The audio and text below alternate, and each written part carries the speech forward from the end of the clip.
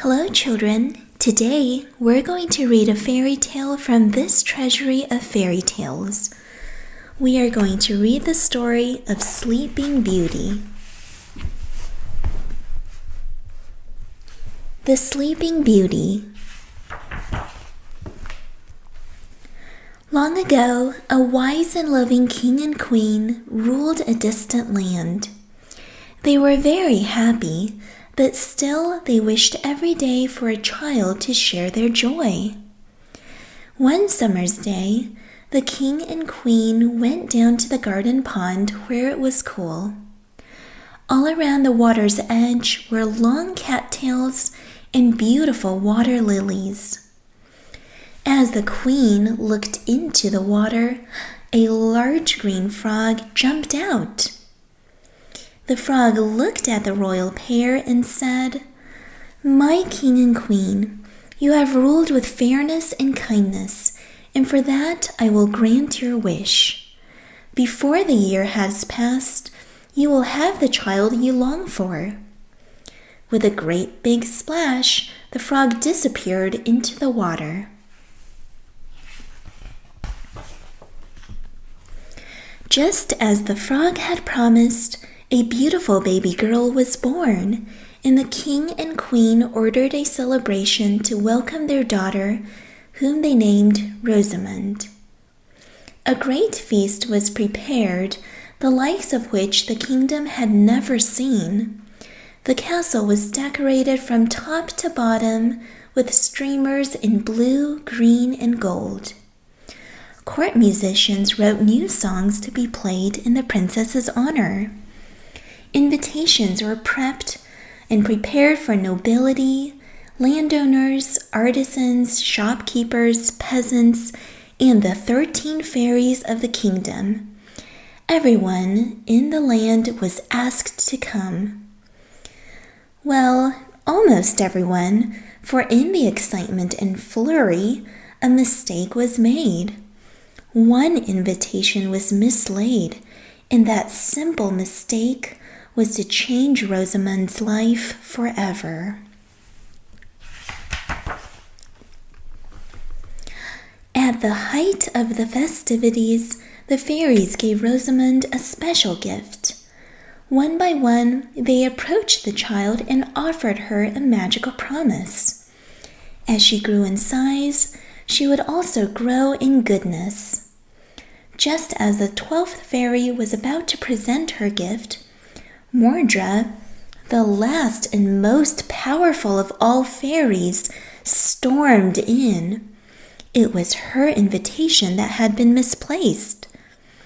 Mordra shouted furiously, "You have insulted me, so you will suffer. Before your precious Rosamond reaches her 16th year, she will prick her finger on a spinning wheel spindle and die." The 12th fairy rushed to Rosamond's cradle. "My gift is this, sweet child," she proclaimed. "You shall not die, but rather fall into a deep sleep that will be ended by the promise of true love."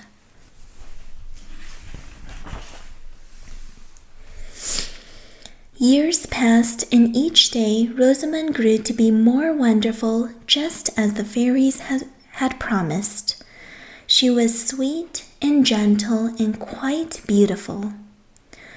Unlike even the simplest child in the kingdom, though, Rosamond did not know what a spinning wheel was, for she had never seen one. The king and queen had long ago ordered that they all be removed from the castle.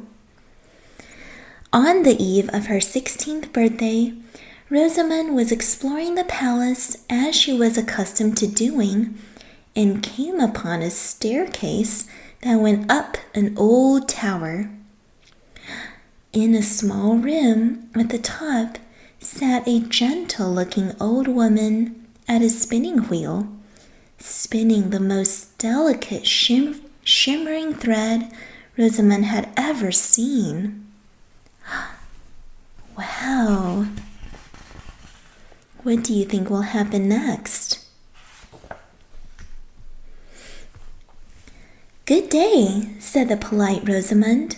"Whatever are you doing?" "I am just spinning," replied the woman with a sly smile. Rosamond did not realize that the hag was really Mordred, nor did she realize the danger she was in. Curious, she reached out to touch the wheel and begged, "Oh, please let me try." In that instant, Mordred's evil wish was fulfilled. Rosamond pricked her finger on the spindle and spilled a single drop of blood. As the wicked fairy laughed, Rosamond slumped to the ground. She was not dead, as Mordred had hoped, but lay in an enchanted sleep. Poor Princess Rosamond. As a part of the 12th fairy's spell, a deep sleep also fell over the whole castle. The horses in the barn, the kittens in the courtyard, the pigeons on the rooftops all nodded off right where they were. The cook fell asleep as he stirred the big pot of soup on the hearth, and the guards all snored loudly at their posts. Even the king and queen slept, upright and proper as they sat on their thrones.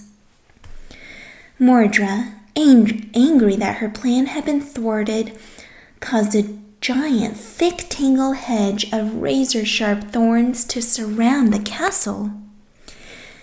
"Let the promise of true love pass through that," she cackled.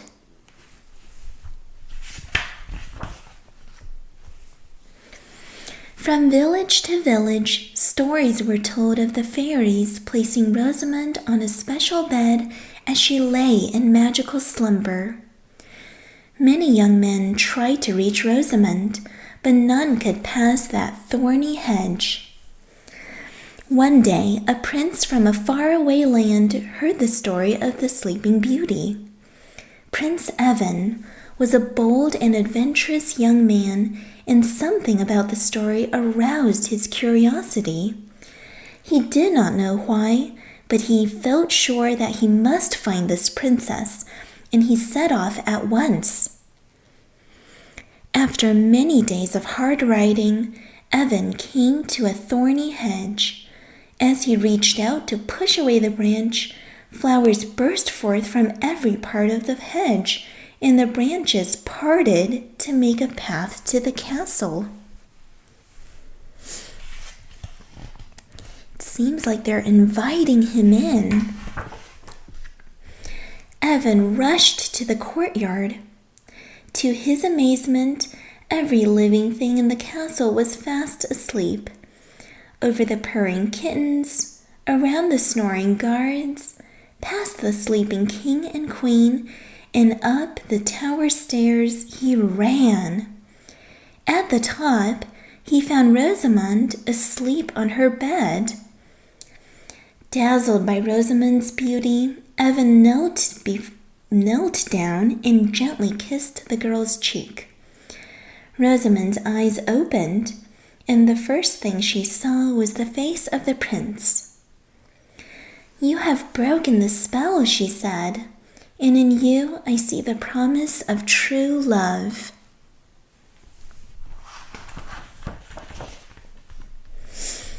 The two walked back through the castle, and, as if by magic, life began to stir around them once again.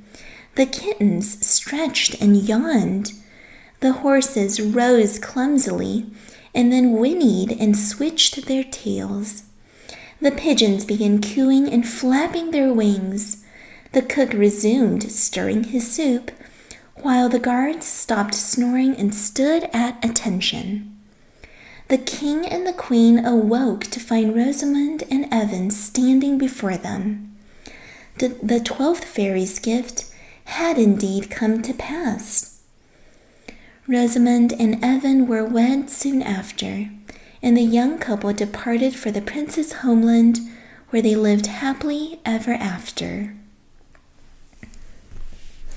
The end. Thanks for reading with me today, children. We'll read again next time. Goodbye.